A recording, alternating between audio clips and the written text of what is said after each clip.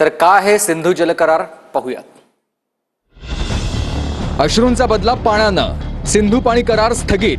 भारत आणि पाकिस्तानात 19 सप्टेंबर 1960 रोजी झालेला एक आंतरराष्ट्रीय करार आहे। करार सिंधू नदी आणि तिच्या उपनद्यांच्या पाणी वाटपाबद्दलचा आहे। करारानुसार वाटप कसं होतं तर पूर्वेकडील नद्यांचा वापर भारत करेल, पश्चिमेकडच्या नद्यांचा वापर पाकिस्तानसाठी आहे। पूर्वेकडच्या नद्यांमध्ये रावी, बियास आणि सज्जलचं पाणी भारत वापरणार, तर पश्चिमेकडच्या सिंधू, झेलम आणि चिनाब नदीचं पाणी प्रामुख्याने पाकिस्तान वापरेल।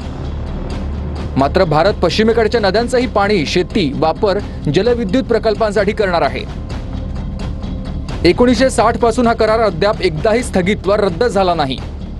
1965, 1971 आणि 1999च्या युद्धावेळीही कराराची अंमलबजावणी झाली। पाकिस्तानच्या शेतीचा मोठा भाग सिंधू करारावर अवलंबून होता। पंजाब आणि सिंधू प्रांतातील शेतीसाठी हा करार संजीवनी ठरतो।